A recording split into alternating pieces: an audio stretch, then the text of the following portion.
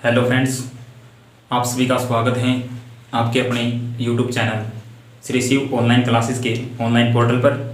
मैं Sunil Kumar electrical department से। तो बच्चों, हमने इस चैनल पर काफ़ी वीडियो अपलोड कर चुके हैं जो इलेक्ट्रिशियन थ्योरी से रिलेटेड मोस्ट इम्पोर्टेंट टॉपिक्स जिन पे हमने चर्चा की है, उसी कड़ी में हम आगे बढ़ रहे हैं। हमारा एक मोस्ट इम्पोर्टेंट टॉपिक या आप चैप्टर मान सकते हो, जिससे काफ़ी न्यूमेरिकल काफ़ी क्वेश्चंस हर बार परीक्षा में पूछे जाते हैं। तो आज का हमारा टॉपिक होगा ट्रांसफार्मर। तो बच्चों, ट्रांसफार्मर से रिलेटेड बहुत से क्वेश्चन आपने हर एग्ज़ाम में हर पैक परीक्षा में देखे होंगे। आईटीआई लेवल में भी काफ़ी क्वेश्चन ट्रांसफार्मर से पूछे जाते हैं। और ट्रांसफार्मर हमारा एक दैनिक जीवन में उपयोग होने वाला उपकरण होता है, जिसे आप अपनी गली मोहल्ले या घर के बाहर जाते टाइम आते टाइम देखते रहते हो। तो आज हम जानेंगे उसका वर्किंग, उसका कार्य सिद्धांत, किस प्रकार वह उपकरण है, किस प्रकार कार्य करता है और किस प्रकार सप्लाई को हमारे को उसकी ज़रूरत पड़ी। तो आज हम कौन सा टॉपिक पढ़ रहे हैं? ट्रांसफार्मर। ठीक है जी, हमारा टॉपिक का नाम क्या है? ट्रांसफार्मर।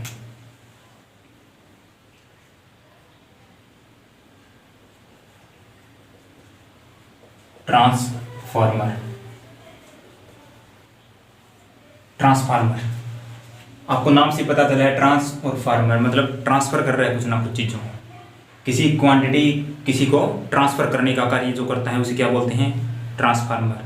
ठीक है, सबसे पहले मैं इसका हिंदी में नाम बता देता हूँ आपको। प्रेरणा हिंदी में इसे क्या बोलते हो? प्रेरणा। ठीक है, हिंदी में इसे क्या बोलते हो आप? प्रेरणा। ट्रांसफार्मर का हिंदी में नाम क्या है? प्रेरणा।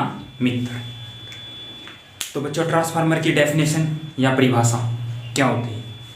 ट्रांसफार्मर एक स्टैटिक डिवाइस है, मतलब स्टैटिक मतलब स्थितिक उपकरण। ठीक है, स्टैटिक डिवाइस है जो विद्युतीय ऊर्जा को, जो हमारी इलेक्ट्रिकल एनर्जी है, उसे एक लेवल से विद्युतीय ऊर्जा को एक लेवल से दूसरे लेवल में बदलने का जो कार्य करता है उसे क्या बोलते हैं? ट्रांसफार्मर।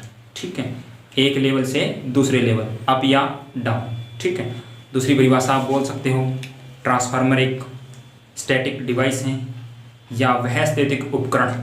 ठीक है, वह स्थितिक उपकरण जो एसी वोल्टेज को एक लेवल से दूसरे लेवल में ट्रांसफ़र करे बिना फ्रीक्वेंसी और बिना पावर बदले। तो आपने क्या समझा? हमारा ट्रांसफार्मर जो होता है वो एसी की वोल्टेज को एक लेवल से दूसरे लेवल में कन्वर्ट करता है बिना किसी फ्रीक्वेंसी और बिना पावर को बदले। मतलब सेम पावर सेम फ्रीक्वेंसी पर जो हमारी वोल्टेज को एक लेवल से दूसरे लेवल में कन्वर्ट करता है। लेवल से आप क्या समझे? लेवल होता है मतलब अपनी वोल्टेज कुछ आ रही है उसे या तो कम करना या उसे ज़्यादा करना। मतलब जितनी वोल्टेज आपके पास आ रही है उसे आप स्टेप अप कर रहे हो, मतलब ज़्यादा कर रहे हो, स्टेप डाउन या कम कर रहे हो। ठीक है, तो उसको चेंज करता है बिना फ्रीक्वेंसी और बिना किसी पावर को बदले। तो उसे हम क्या बोलते हैं? ट्रांसफार्मर। ठीक है, उसे क्या बोलते हैं? ट्रांसफार्मर। तो सबसे पहले मैं डेफिनेशन लिखवा देता हूँ। ट्रांसफार्मर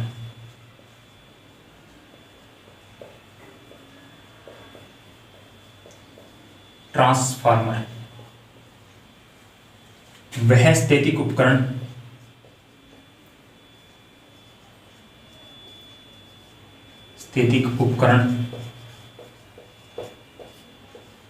जो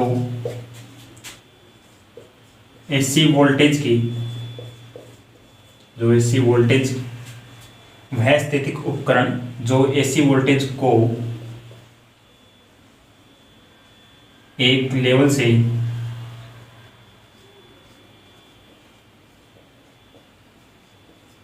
दूसरे लेवल में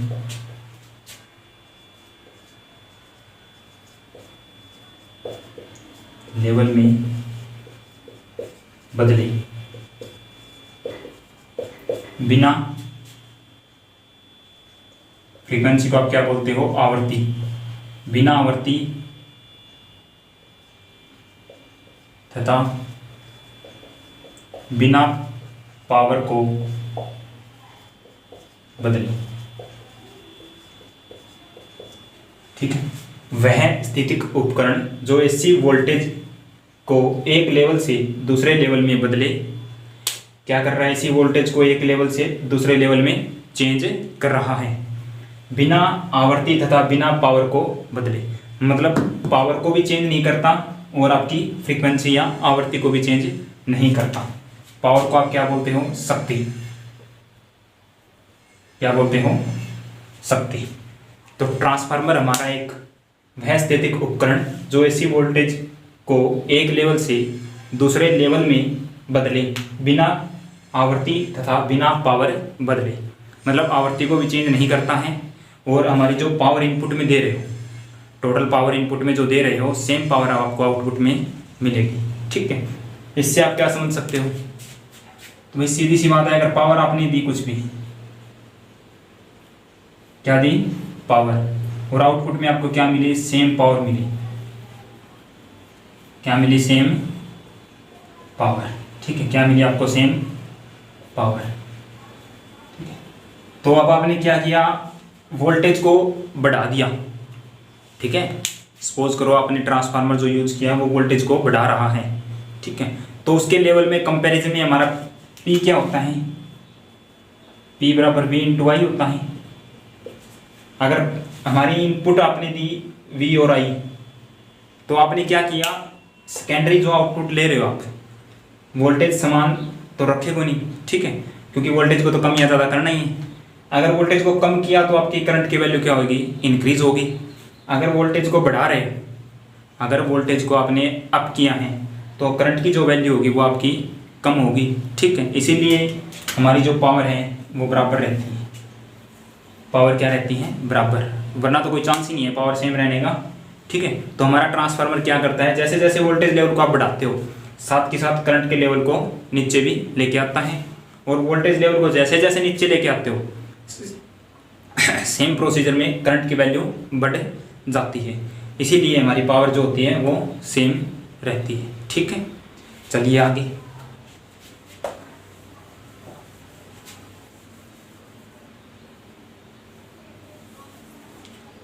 तो आपने क्या समझा, है स्टैटिक उपकरण। स्टैटिक उपकरण का मतलब है स्टैटिक डिवाइस। क्या है, स्टैटिक डिवाइस। अब स्टैटिक डिवाइस क्यों बोला जिसको, वह स्टैटिक डिवाइस। स्टैटिक डिवाइस क्यों बोला, क्योंकि इसके अंदर कोई भी घूमने वाला पार्ट्स, घूमने वाला भाग, रोटेटिंग पार्ट्स जो हैं, कोई भी इसके अंदर रोटेटिंग पार्ट्स जो हमारा होता है वो नहीं होता, ठीक है। रोटेटिंग पार्ट का मतलब आप जानते हो, मतलब किसी मशीन या उपकरण में आपके जो घूमने वाले पार्ट्स होते हैं, घूमने वाला जो भाग होता है उसे आप बोलते हो रोटेटिंग पार्ट्स।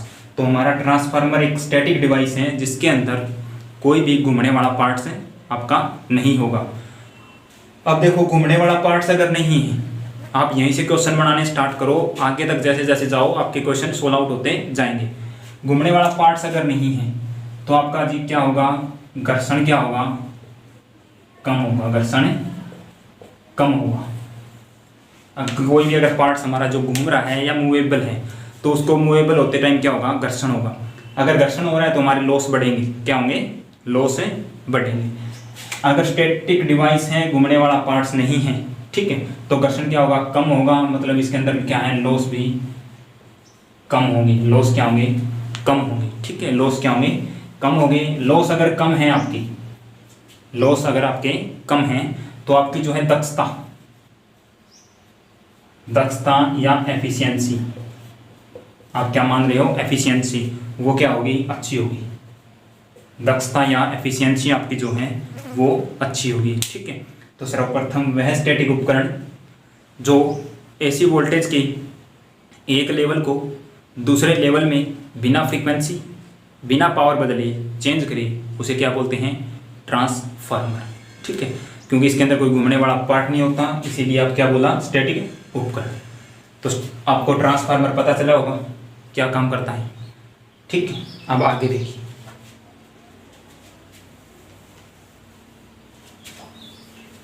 ये वोल्टेज को क्या करता है, कम भी कर सकता है और ज़्यादा भी कर सकता है। ठीक है, वोल्टेज को क्या करता है, कम करता है और वोल्टेज को ज़्यादा भी कर सकता है। ठीक है,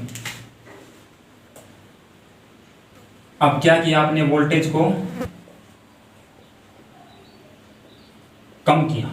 ठीक है, एक और ट्रांसफार्मर है आपके पास, वो क्या कर रहा है, वोल्टेज को ज़्यादा कर रहा है। ठीक है, अब है ना, इसके जो नाम आगे रखे हुए आप जब वर्गीकरण पढ़ोगे तो उसमें ये चीज़ें आपको याद रखनी है। वोल्टेज को अगर कम कर रहा है हमारा जो ट्रांसफार्मर है तो हम उसे क्या बोलते हैं, अगर कोई ट्रांसफार्मर हमारा है वो वोल्टेज को क्या कर रहा है, कम कर रहा है। ठीक है, मतलब आपने कुछ वोल्टेज दी, आपको आउटपुट उससे कम मिली, तो उसे आप बोलते हो स्टेप डाउन।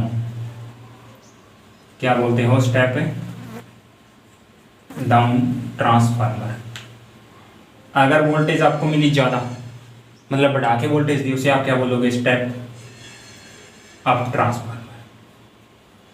ठीक है, स्टेप डाउन और स्टेप अप ट्रांसफार्मर। जो हमारे ट्रांसफार्मर होते हैं वोल्टेज को कम करने वाले को क्या बोलते हैं, स्टेप डाउन ट्रांसफार्मर। वोल्टेज को अगर ज़्यादा कर रहा है तो आप उसे क्या बोलोगे, स्टेप अप ट्रांसफार्मर। ठीक है, चलिए आगे।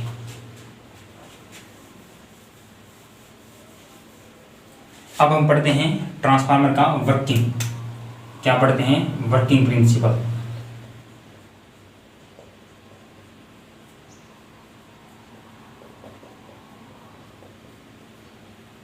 वर्किंग प्रिंसिपल, कार्य सिद्धांत।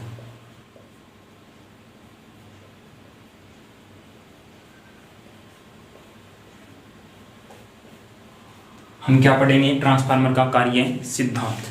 ठीक है, ट्रांसफार्मर जो हमारा होता है वो क्या करता है, इलेक्ट्रिकल एनर्जी जो हमारी है उसे एक लेवल से दूसरे लेवल में क्या करता है, चेंज करता है। ठीक है, अब चेंज अगर कर रहा है तो कुछ ना कोई नियम या फिर किसी व्यक्ति ने अगर इसे बनाया तो उसने कुछ ना कुछ तो ऐसी चीज़ें बताई होगी जिससे हमारी इनपुट आप दे रहे हो उसे इम्प्रूव कर रहा है या उसे डाउन कर रहा है। तो जो इस कार्य के सिद्धांत पे काम करता है उसे हम क्या बोलते हैं, उसका प्रिंसिपल। ठीक है, वो जिसके ऊपर काम कर रहा है। तो इसके लिए कुछ ना कुछ लॉ होंगे, तो मैं उस लॉ के बारे में हम डिस्कस करेंगे। ट्रांसफार्मर जो हमारा होता है वो अन्योन्य प्रेरण के सिद्धांत पर, ठीक है, किसके सिद्धांत पे, अन्योन्य प्रेरण।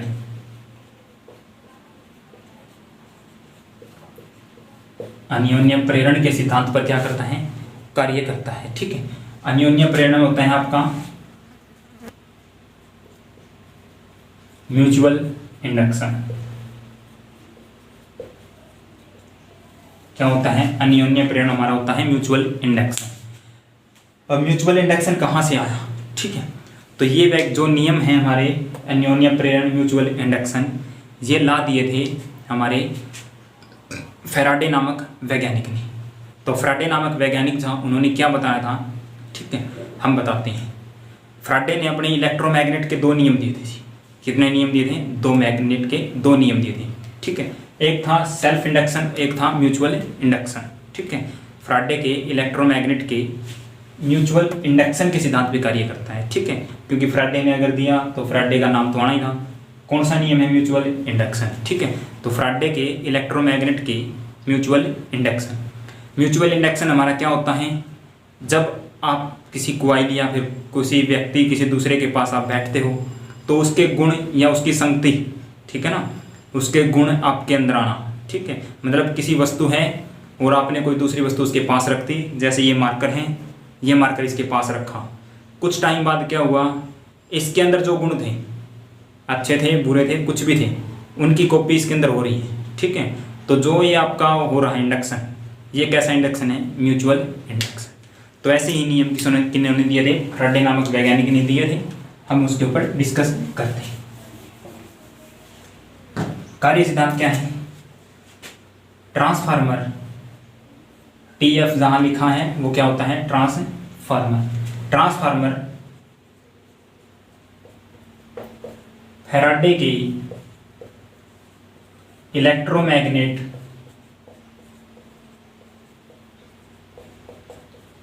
फैराडे के इलेक्ट्रोमैग्नेटिक म्यूचुअल इंडक्शन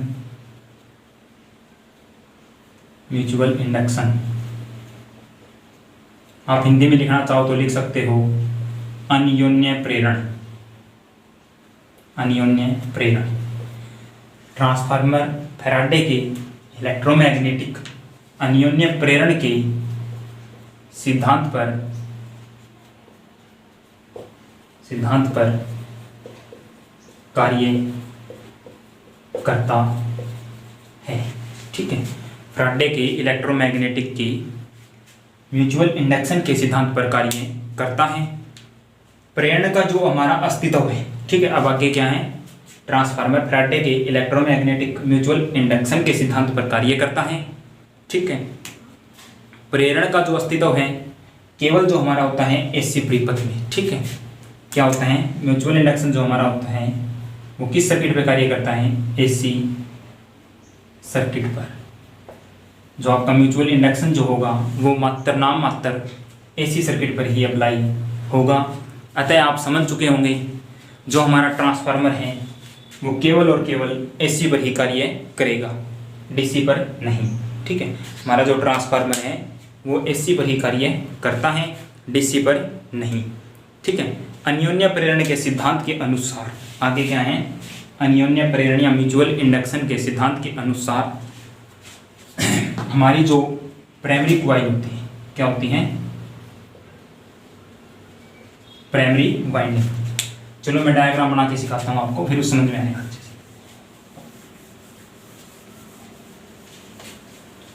तो हमारा क्या था, ट्रांसफार्मर। आप ट्रांसफार्मर को ऐसे बनाते हो,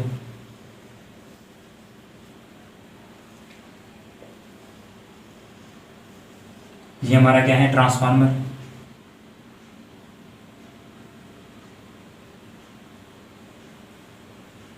ये इसके ऊपर क्या की है, वाइंडिंग। ठीक है, सेम प्रोसीजर इस साइड होता है।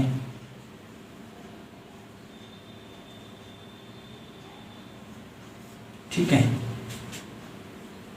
यहां पे आप क्या दे रहे हो, इनपुट, क्या होगी आपकी एसी। यहां पे आपका क्या है, आउटपुट एसी। ठीक है, अब जो ये हमारा क्या है, ये ट्रांसफार्मर। जो हमारा ट्रांसफार्मर है किसके सिद्धांत पे कार्य करता है, सबसे पहले तो आपको पता होना चाहिए अन्योन्य प्रेरण। किसके सिद्धांत पे कार्य करता है, अन्योन्य प्रेरण। आपको पता होना चाहिए अन्योन्य प्रेरण किस वैज्ञानिक ने दिया था, तो फैराडे ने दिया था। किसके सिद्धांत, इलेक्ट्रोमैग्नेट के सिद्धांत। ठीक है, उन्होंने बताया था कि जब आप प्राइमरी में, जब आप कॉइल में सप्लाई देते हो, ठीक है, सप्लाई देने से क्या होगा, जो हमारी कॉइल है, सप्लाई दे रहे हो तो हमारी कॉइल के अंदर एक करंट फ्लो करेगा। ठीक है, क्योंकि कुछ ना कुछ इसका इंडक्टेंस होगा। अगर किसी कॉइल का इंडक्टेंस है तो उसके अंदर क्या होगा, करंट फ्लो होगा।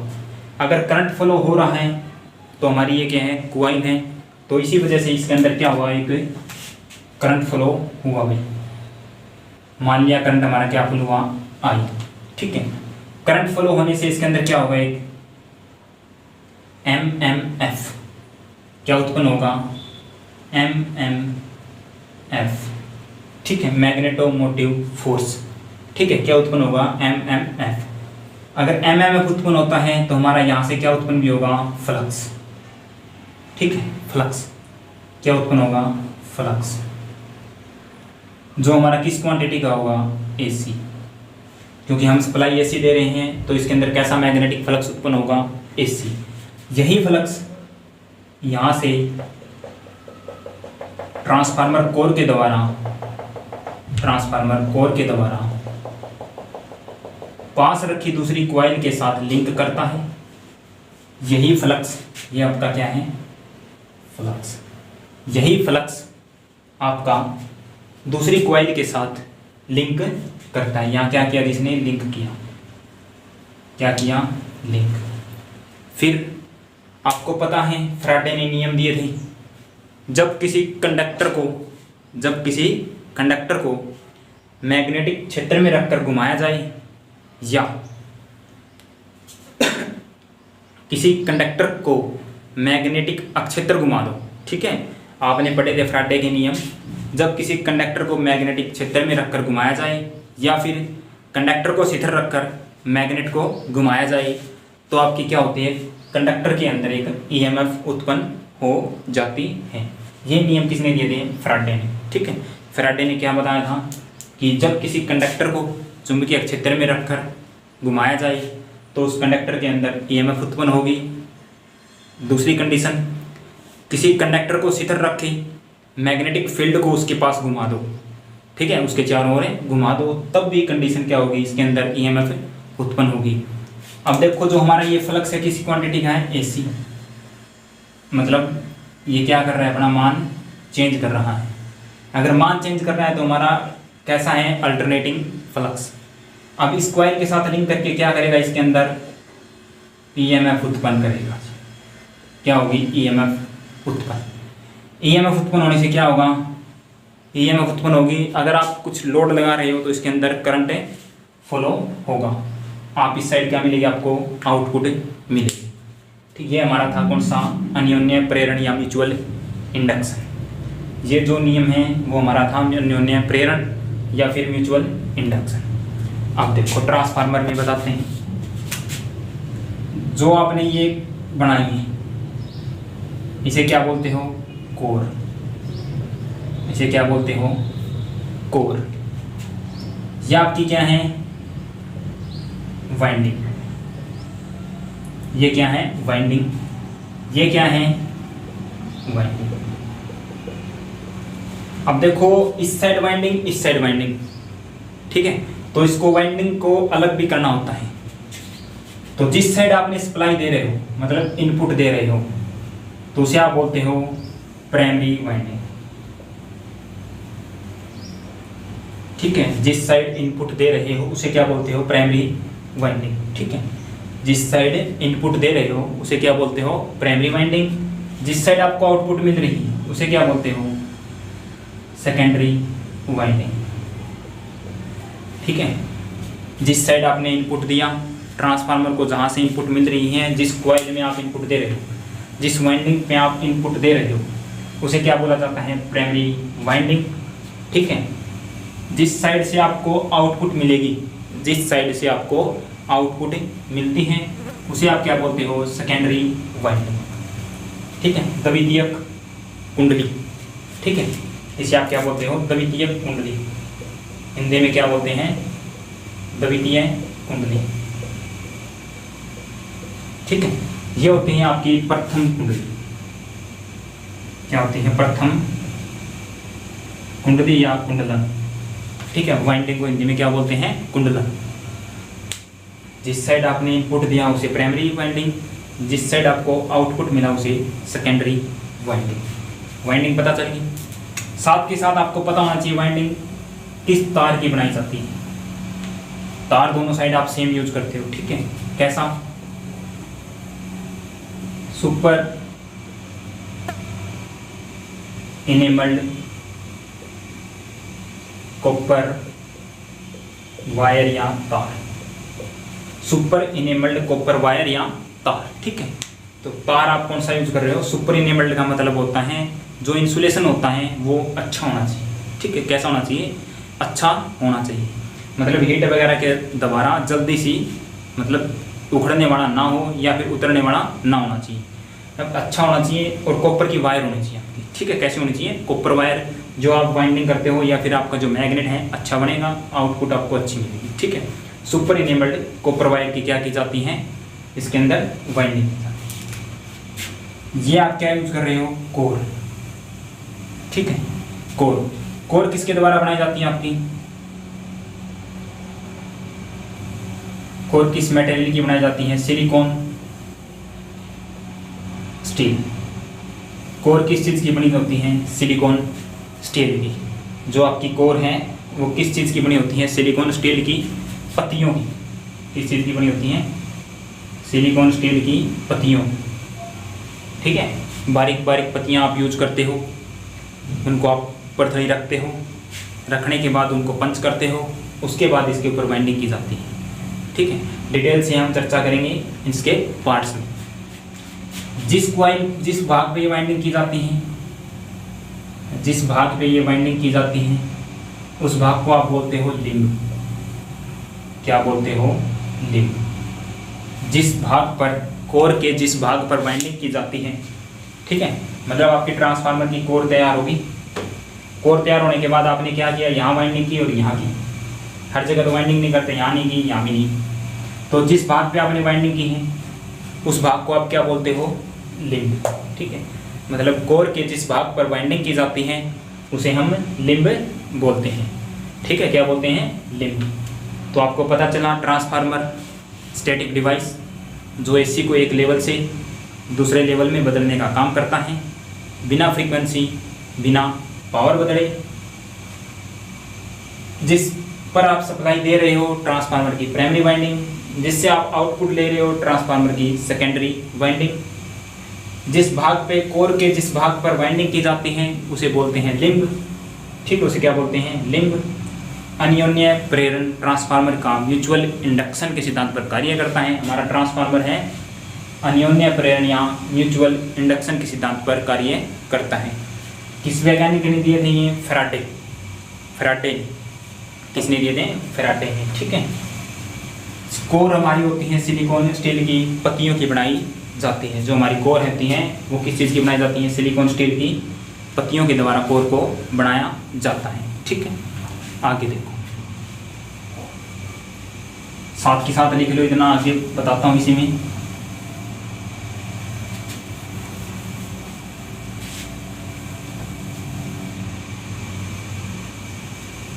अब देखो जी, अब आपसे क्वेश्चन पूछा जाता है ट्रांसफार्मर की दोनों वाइंडिंग किस प्रकार कनेक्टेड होती है।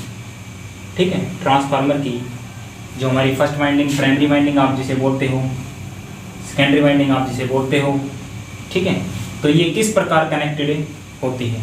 क्वेश्चन पूछा जाता है, मोस्ट इंपॉर्टेंट क्वेश्चन, ट्रांसफार्मर की प्राइमरी व सेकेंडरी वाइंडिंग किस प्रकार कनेक्टेड होती है, किस प्रकार जुड़ी होती है। तो आप देख रहे हो, यह है, यहाँ लिख लो, ट्रांसफार्मर की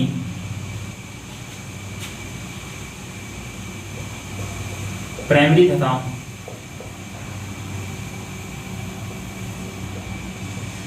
सेकेंडरी वाइंडिंग, ट्रांसफार्मर की प्राइमरी तथा सेकेंडरी वाइंडिंग आपस में मैग्नेटिकली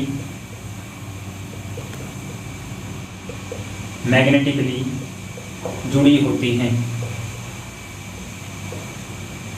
ट्रांसफार्मर की प्राइमरी तथा सेकेंडरी वाइंडिंग आपस में मैग्नेटिकली जुड़ी होती है, मतलब मैग्नेट के द्वारा जुड़ी होती हैं। ठीक है, इलेक्ट्रिकली नहीं, इलेक्ट्रिकली नहीं। ठीक है, मोस्ट इंपॉर्टेंट क्वेश्चन, ट्रांसफार्मर की प्राइमरी तथा सेकेंडरी वाइंडिंग आपस में इलेक्ट्रिकली जुड़ी नहीं होती, जबकि यह मैग्नेटिकली जुड़ी होती हैं। इलेक्ट्रिकली जुड़ी नहीं होती तो इसके अंदर क्वेश्चन एक और बनता है अच्छा सा, तो इन दोनों के बीच क्या होगा, ट्रांसफार्मर की दोनों वाइंडिंग के मध्य, ट्रांसफार्मर की दोनों वाइंडिंग के मध्य इलेक्ट्रिकली प्रतिरोध या रेजिस्टेंस, ट्रांसफार्मर की दोनों वाइंडिंग के मध्य इलेक्ट्रिकली प्रतिरोध अनंत होता है, अनंत होता है। ट्रांसफार्मर की जो वाइंडिंग है वो आपस में मैग्नेटिकली जुड़ी होती हैं, इलेक्ट्रिकली नहीं। अगर इलेक्ट्रिकली जुड़ी नहीं है तो उन दोनों के मध्य जो आपका प्रतिरोध या रेजिस्टेंस होगा वो कितना होता है, अनंत होता है। कितना होता है, इलेक्ट्रिकली प्रतिरोध कितना होगा, अनंत होता है। देखो ये वाइंडिंग इलेक्ट्रिकली कब जुड़ी होती है, जब यहाँ से कनेक्शन यहाँ किसी वायर के द्वारा जुड़ा होता, कहीं वायर यूज नहीं है तो ट्रांसफार्मर की जो कॉइलें हैं दोनों वो मैग्नेटिकली जुड़ी होती हैं, इलेक्ट्रिकली नहीं। इलेक्ट्रिकली अगर नहीं है तो दोनों वाइंडिंग के मध्य प्रतिरोध कितना होगा, अनंत प्रतिरोध होगा। ठीक है, मोस्ट इंपोर्टेंट क्वेश्चन है। ठीक है, कितना होता है, अनंत प्रतिरोध होता है। चलिए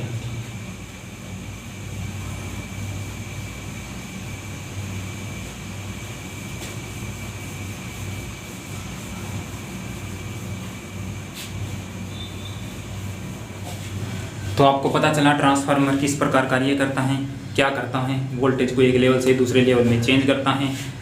ठीक है, साथ के साथ रिवीजन अगर करते रहोगे तो आपके लिए बहुत बेटर है। Revision is the most important. ठीक है, आपकी तैयारी को बेटर बनानी। ठीक है, रिवीजन है। अब है ट्रांसफार्मर की संरचना, कंस्ट्रक्शन ऑफ ट्रांसफार्मर। ठीक है, क्या है ट्रांसफार्मर की संरचना।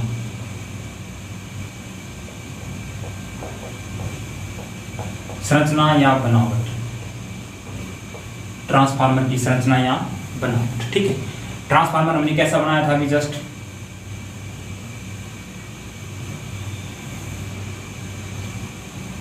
ये आपका था ट्रांसफार्मर। ठीक है,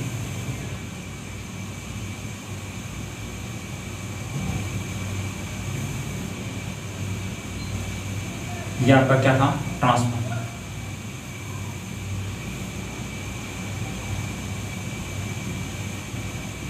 ये आपका था जी ट्रांसफार्मर। ठीक है, अब इसके अंदर कौन कौन से पार्ट्स हैं जो मोस्ट इंपॉर्टेंट होते हैं। आपने ट्रांसफार्मर रखा देखा होगा गली मोहल्ले में, उसके अंदर काफ़ी पार्ट्स होते हैं। उसके हम स्पेशल अच्छा सा डायग्राम बना के, सारे पार्ट्स बना के उसके ऊपर डिस्कस करेंगे। तब तक के लिए आपको मोस्ट इंपॉर्टेंट पार्ट्स बता देते हैं। ठीक है, सर्वप्रथम होते हैं वाइंडिंग। क्या है वाइंडिंग, और क्या होता है कोर, और क्या होता है कंटेनर। कंटेनर होता है। ठीक है, कोर हो गया, वाइंडिंग होगी, कंटेनर, और क्या होता है टर्मिनल बॉक्स। क्या होता है टर्मिनल बॉक्स, और क्या होता है टेम्परेचर गेज होता है। ठीक है, इस प्रकार काफ़ी सारे इसके अंदर पार्ट्स होते हैं। तो एक बार हम डिस्कस करते हैं मुख्य पार्ट्स पर। ठीक है, मुख्य पार्ट्स हमारे कौन कौन से हैं, वाइंडिंग, कोर, कंटेनर। ठीक है, वाइंडिंग, कोर और कंटेनर। ठीक है, तो सर्वप्रथम आपको पता होना चाहिए क्या होती है वाइंडिंग, क्या होता है कोर। ठीक है, कोर कैसी होती है आपकी, जिस पर आप वाइंडिंग करते हो सिलिकॉन स्टील की बनाई जाती है।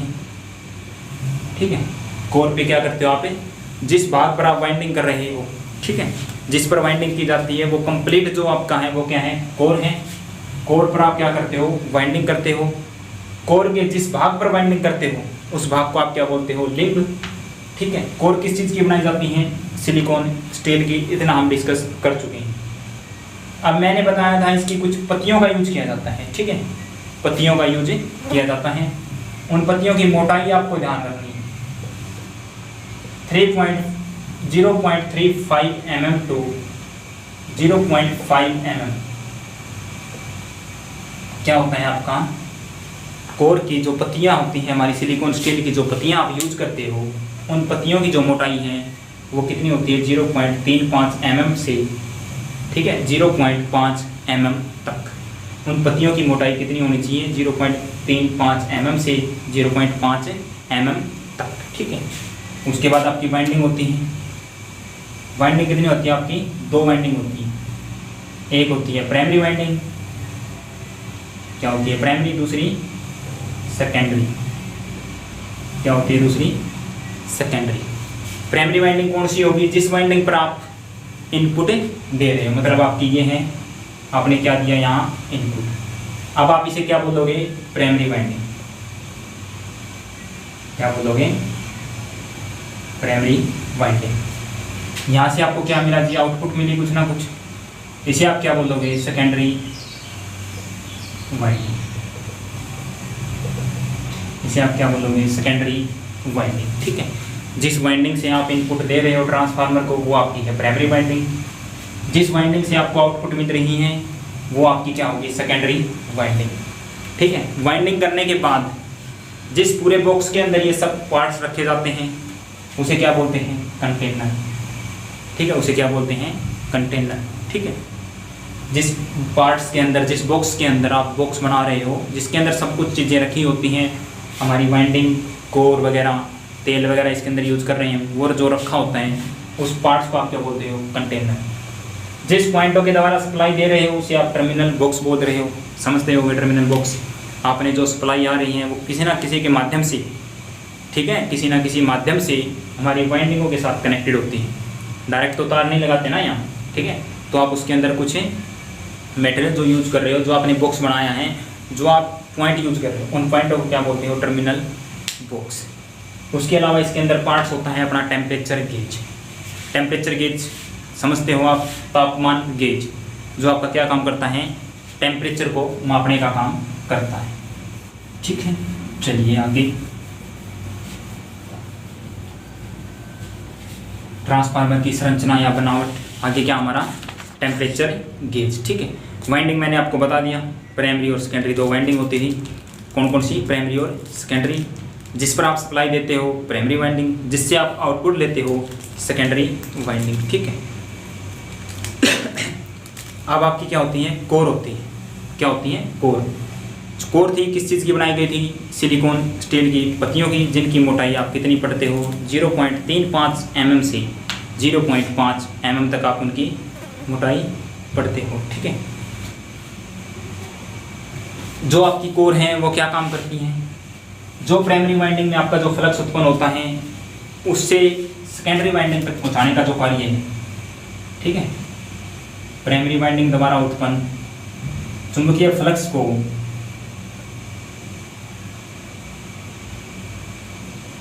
प्राइमरी वाइंडिंग द्वारा उत्पन्न चुंबकीय फ्लक्स को यहाँ से उत्पन्न होगा कुछ ना कुछ, सेकेंडरी तक दो लेके जाती है। सेकेंडरी तक जो लेके जाने का कार्य कौन करती है, आपका कोर करती है। कौन करती है, कोर उस कार्य को पूरा करती है, ठीक है। मतलब प्राइमरी में आपने कुछ इनपुट दिया, कुछ करंट फ्लो हुआ, करंट फ्लो होने से एमएमएफ उत्पन्न होगा। एमएमएफ और करंट अगर आपका है तो कुछ ना कुछ इसके अंदर फ्लक्स बनेगा। फ्लक्स अगर उत्पन्न हुआ तो वो यहाँ से कोर के माध्यम से, किसके माध्यम से, कोर के माध्यम से सेकेंडरी वाइंडिंग के साथ लिंक करेगा। फ्राडे के इलेक्ट्रोमैग्नेटिक म्यूचुअल इंडक्शन के कारण सेकेंडरी कॉइल में ईएमएफ उत्पन्न होगी, जिसे आप आउटपुट में लेते हो, ठीक है, जिसे आप आउटपुट में लेते हो, ठीक है। क्या करते हो आप, उसे आउटपुट में लेते हो, ठीक है। तो आप समझ चुके हैं, ये हमारी कहाँ है, प्राइमरी वाइंडिंग, ये हमारी सेकेंडरी वाइंडिंग, दोनों का कार्य पता चल गया। ट्रांसफार्मर की कोर जो होती है उसका पता चल गया, किस सिद्धांत पे कार्य करता है ये आपने पढ़ा है, ठीक है। अब हम पढ़ते हैं ट्रांसफार्मर की कार्य प्रणाली, हम पढ़ चुके हैं वर्किंग प्रिंसिपल। अब हम पढ़ेंगे ट्रांसफार्मर के लॉ।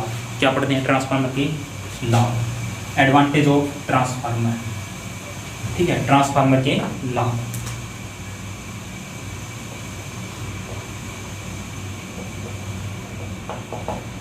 अब लाभ देखो जी, सीधी सी बात है, आपके कितने हैं, काफ़ी लाभ होंगे। अगर आपने कुछ चीज़ बना रखी है, आप इतना यूज कर रहे हो तो उसके कुछ ना कुछ तो एडवांटेज होंगे, इसीलिए आप इतना यूज कर रहे हो, ठीक है। ट्रांसफार्मर में कोई भी घूमने वाला पार्ट्स नहीं होता, ठीक है। फर्स्ट हमारा क्या है, रोटेटिंग पार्ट्स हमारा नहीं है। पहला लाभ हमारा क्या है जी, घूमने वाला भाग ना होने के कारण, घूमने वाला भाग ना होने के कारण दक्षता अच्छी होती है, दक्षता अच्छी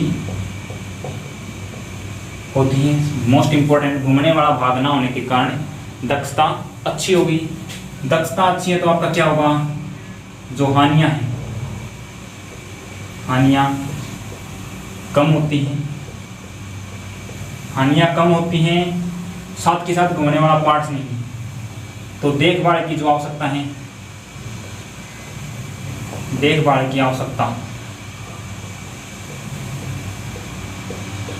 देखभाल की आवश्यकता कम,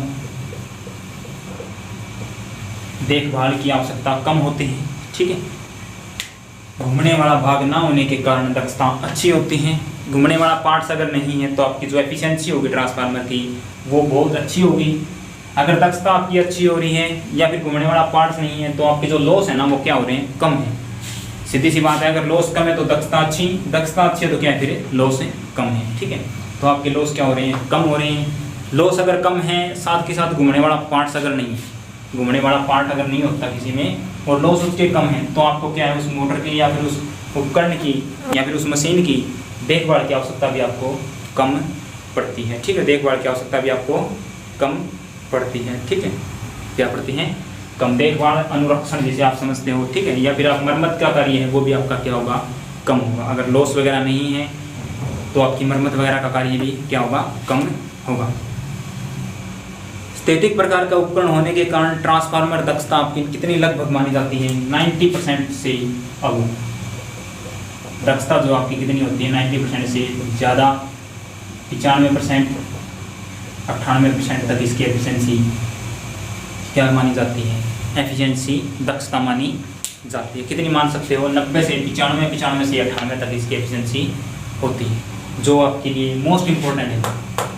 एफिशिएंसी कितनी होती है? मोस्ट 100 के आसपास। ठीक है, कितनी हो रही है? 100 के आसपास। ठीक है, यह अति उच्च वोल्टेज। दूसरा काम आप फिर एडवांटेज पढ़ रहे हो, यह एसी वोल्टेज को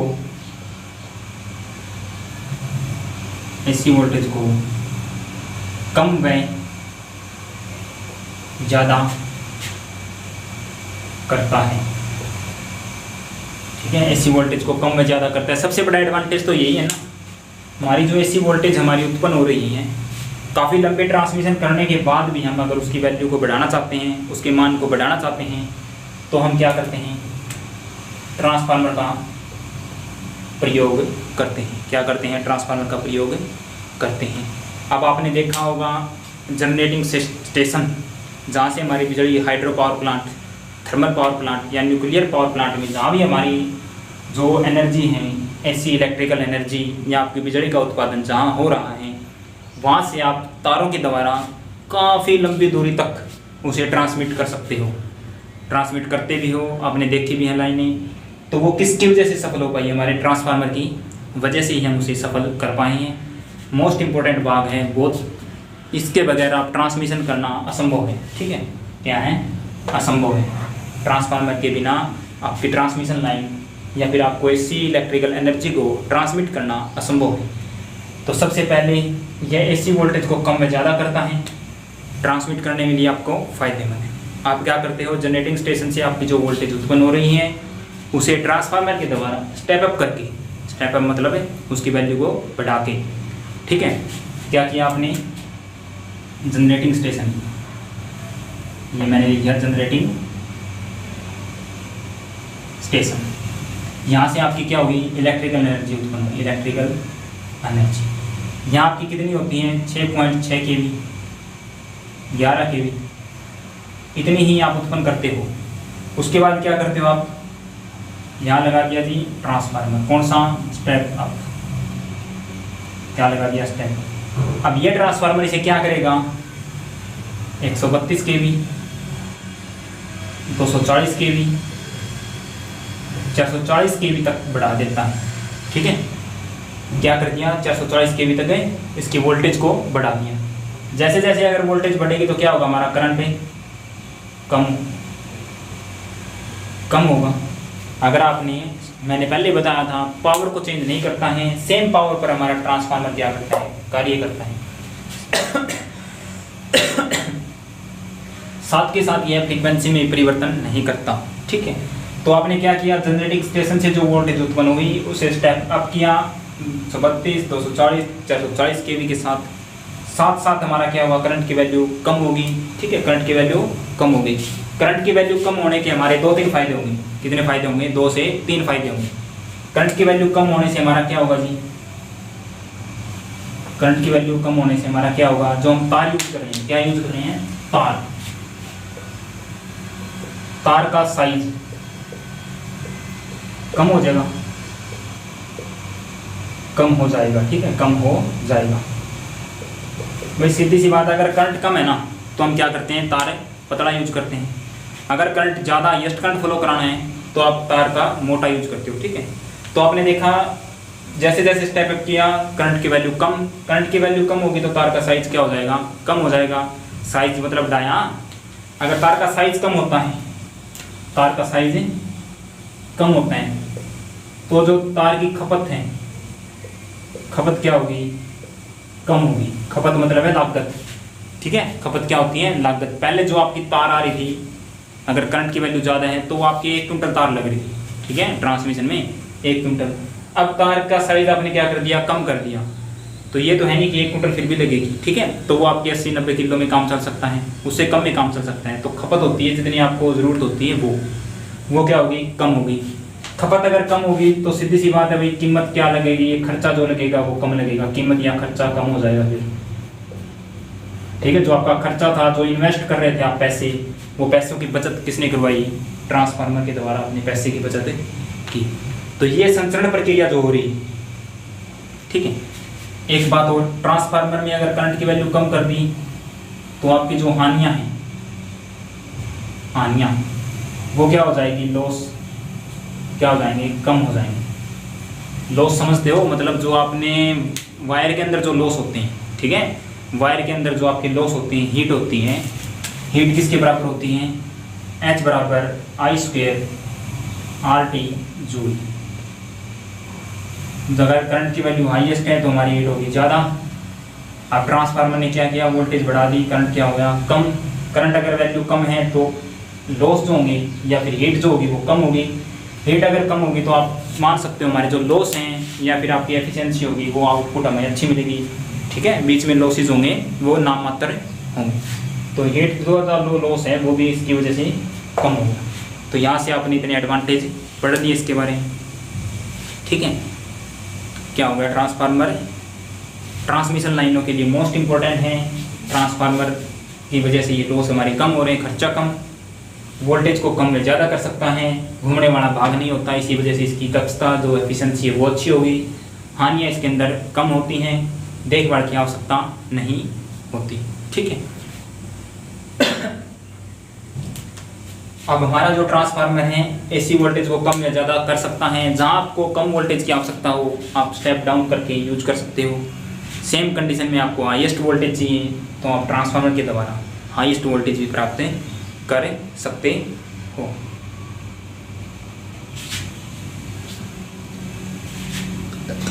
उसके बाद एक ट्रांसफार्मर आता है आपका बूस्टर ट्रांसफार्मर। क्या होता है? Booster transformer.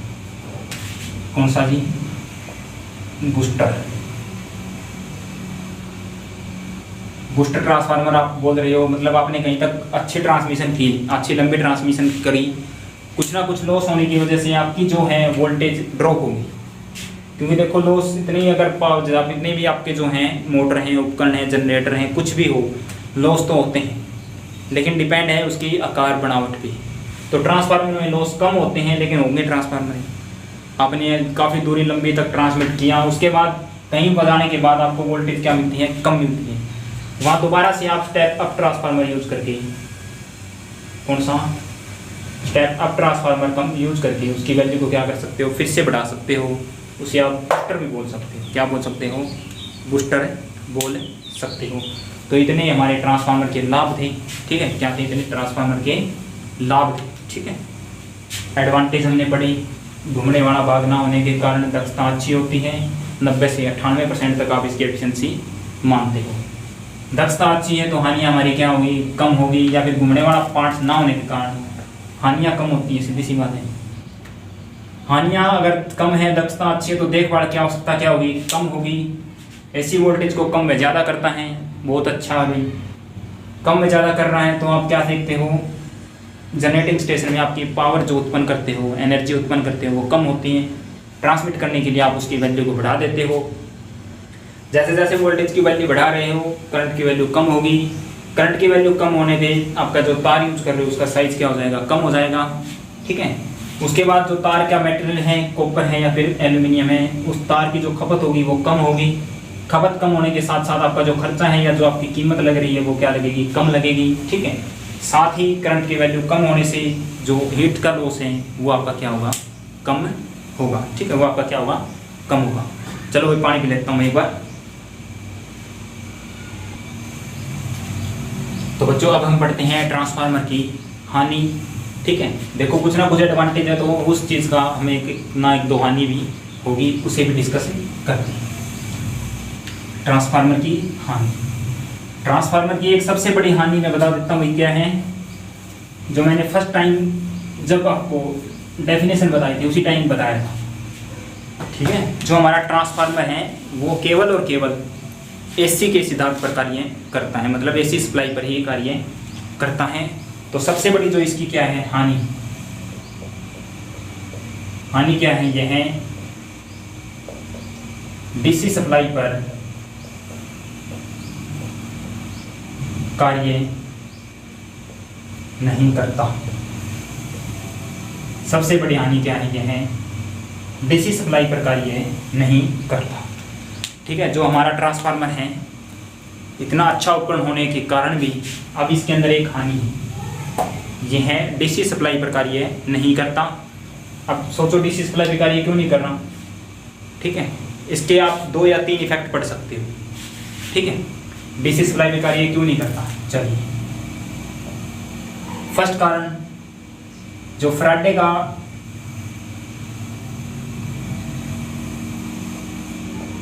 का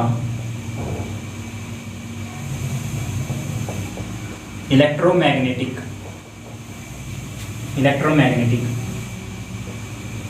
म्यूचुअल इंडक्शन का नियम डीसी सप्लाई पर लागू नहीं होता। छोटी सी लैंग्वेज में आप समझ सकते हो, छोटी सी लाइन में आप समझ सकते हो। जिस सिद्धांत पे हमारा ट्रांसफार्मर कार्य कर रहा था, ठीक है, जिस सिद्धांत पर हमारा ट्रांसफार्मर कार्य कर रहा था वो सिद्धांत कौन सा था, फैराडे का इलेक्ट्रोमैग्नेटिक म्यूचुअल इंडक्शन, ठीक है। इसके नियम पे हमारा ट्रांसफार्मर कार्य करता है। लेकिन जब फैराडे ने बनाया ये नियम, तब उन्होंने बोला था हमारा जो ये नियम है फैराडे का इलेक्ट्रोमैग्नेटिक म्यूचुअल इंडक्शन, यह खुद डीसी सप्लाई पर लागू नहीं होता। सीधी सी बात है, अगर इस पे लागू नहीं होता तो हमारे ट्रांसफार्मर पे भी डीसी सप्लाई कार्य नहीं करेगी, अन्यथा हमारी वाइंडिंग जो जड़ सकती है, ठीक है, ट्रांसफार्मर में नुकसान हो सकता है। फैराडे का इलेक्ट्रोमैग्नेटिक म्यूचुअल इंडक्शन का नियम डीसी सप्लाई पर लागू नहीं होता, ठीक है। अगर आप डीसी सप्लाई से दोगे तो इस नियम का विरोध होगा, ठीक है। ये नियम है ना जो एसी पे कार्य करता है। अब डीसी सप्लाई अगर इसको दोगे तो ये नियम नहीं होगा। इस नियम का अगर उपयोग नहीं हो रहा है, ये लागू नहीं हो रहा है डीसी पे, तो जो हमारा ट्रांसफार्मर है वो वर्क नहीं करेगा, ठीक है। सेकंड कारण 3 है, आप डेफिनेशन 2 या 3 बोल सकते हो, ठीक है। हमारी जो क्वाइल या आपकी वाइंडिंग, ठीक है, डीसी सप्लाई पर एक शॉर्ट सर्किट चालक की भांति कार्य करेगी, ठीक है। क्वाइल या वाइंडिंग हमारी जो है डीसी सप्लाई पर एक शॉर्ट सर्किट चालक की भांति कार्य करेगी। शॉर्ट सर्किट का मतलब होता है जिस प्रकार आपका घर में कोई शॉर्ट सर्किट हो जाता है, शॉर्ट सर्किट आप समझते हो ना, फेज और न्यूट्रल का बिना किसी लोड के मिलना। विदाउट लोड हमारे जब फेज और न्यूट्रल मिल जाते हैं तो हम उसे बोलते हैं शॉर्ट सर्किट, ठीक है। शॉर्ट सर्किट की भांति कार्य करेगी। शॉर्ट सर्किट की भांति अगर कार्य करती है तो आपका जो करंट होगा, करंट ज़्यादा बहेगा, मतलब जो करंट का फ्लो होगा वो कितना होगा, बहुत ज़्यादा या फिर मैक्सिमम होगा। तो डीसी सप्लाई पर एक शॉर्ट सर्किट की चालक की भांति कार्य करती है तो करंट की वैल्यू ज़्यादा होगी। करंट की वैल्यू हाईएस्ट होने के कारण H बराबर I²RT, I² की वैल्यू मैक्सिमम है तो हीट क्या होगी, ज़्यादा। हीट ज़्यादा उत्पन्न होने की वजह से क्वाइल जड़ जाएगी, कौन सी क्वाइल जड़ेगी, आपकी प्राइमरी क्वाइल जड़ेगी, मतलब जिस पे आप सप्लाई दे रहे हो वह क्वाइल जड़ जाएगी, ठीक है। वह क्वाइल क्या होगी, जड़ जाएगी। इसी के साथ आप समझ सकते हो क्वाइल के अंदर क्या होता है। एसी सप्लाई में हम पढ़ते हैं XL बराबर 2πfL, ठीक है। डीसी सप्लाई पे एक शॉर्ट सर्किट की भांति क्यों कार्य करती है, एग्जांपल के साथ देखो। XL होता है हमारा inductive reactance. Inductive reactance, inductive reactance हमारा होता है जो एसी में करंट के रास्ते में रुकावट पैदा करना या रुकावट पैदा करता है। अब जो कॉइल हम बना रहे हैं, ठीक है, उस कॉइल के अंदर जो एसी का विरोध कर रहा है, एसी करंट का जो विरोध कर रहा है, उस गुण को हम क्या बोलते हैं? XL, inductive reactance. ठीक है, इंडक्टिव रिएक्टेंस किसके बराबर होता है? 2πfL या फिर omega L. Omega L, omega की वैल्यू 2πfL एल होता है। एल हमारा क्या होता है? इंडक्टर। ठीक है, एल का हमारा क्या होता है? इंडक्टर। जिसकी आप कॉइल बनाते हो उसे क्या बोलते हैं? इंडक्टर। अब एक्सएल 2πfL, एफ क्या है जी? आवृत्ति। अब आप समझ रहे हो जो हमारा एक्सएल है वो आवृत्ति के क्या है? समानुपाती। जितनी आवृत्ति ज़्यादा एक्सएल उतना ही ज़्यादा। आपको पता है डीसी में फ्रीक्वेंसी क्या होती है? 0। तो एक्सएल बराबर 2π0L। अगर 0 से किसी संख्या को गुणा करते हो तो एक्सएल बराबर 0 होगा। एक्सएल बराबर 0। अगर किसी सर्किट में आप सप्लाई देते हो और प्रतिरोध क्या है? 0 है, तो करंट क्या होगा? अनंत फ्लो करेगा। करंट क्या होगा? अनंत फ्लो करेगा, जिसकी वजह से आपका जो कॉइल है या फिर आपकी जो हीट उत्पन्न होगी, हीट की वजह से कॉइल क्या हो जाएगी? जड़ जाएगी। ये 2-3 डेफिनेशन के द्वारा आप प्रूव कर सकते हो कि हमारा जो ट्रांसफार्मर है वह डीसी सप्लाई पर कार्य नहीं करता। ठीक है, फैराडे का इलेक्ट्रोमैग्नेटिक म्यूचुअल इंडक्शन का नियम डीसी सप्लाई पे लागू नहीं होता।